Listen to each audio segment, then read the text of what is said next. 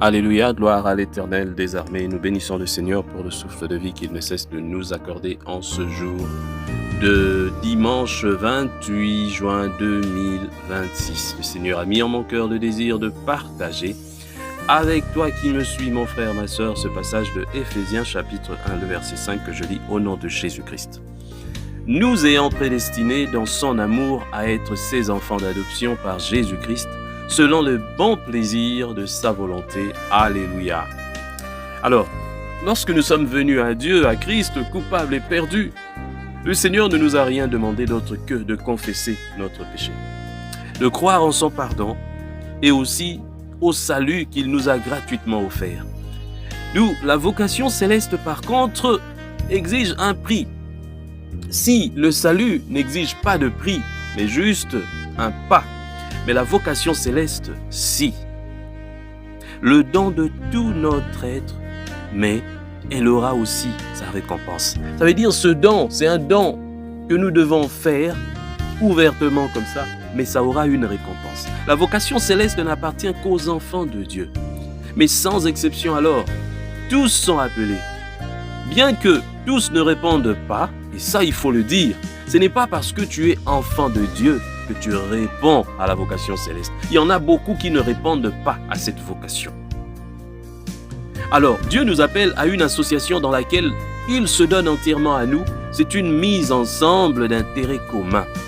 Désormais, il prend soin des nôtres, mais il nous demande de prendre soin des siens aussi. Il nous révèle dans sa parole ce que sont ses intérêts. Des vies qui le glorifient, brûlent pour le salut des âmes, combattent pour la foi, s'abandonnent à lui, refusent tout compromis élargissant le chemin étroit de l'obéissance. Avec ses intérêts se confondent avec ceux de ses enfants.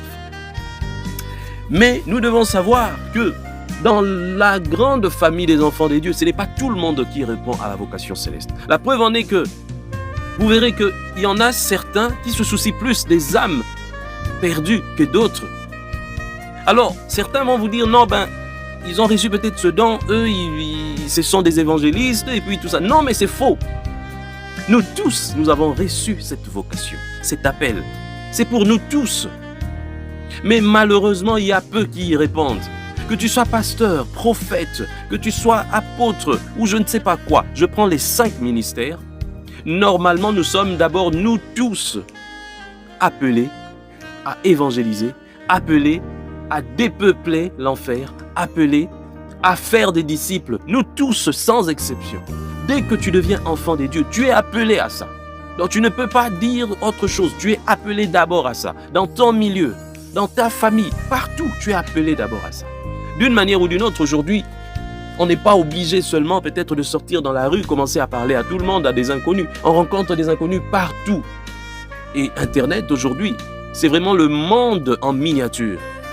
Mais depuis que ce monde est miniaturisé, à combien de personnes as-tu parlé de Jésus? À combien de personnes as-tu parlé de Jésus? Que Jésus sauve, que Jésus guérit, que c'est Jésus qui nous fait quitter la vie de péché, que c'est Jésus qui est la vie éternelle, que c'est Jésus qui est la réponse à nos problèmes.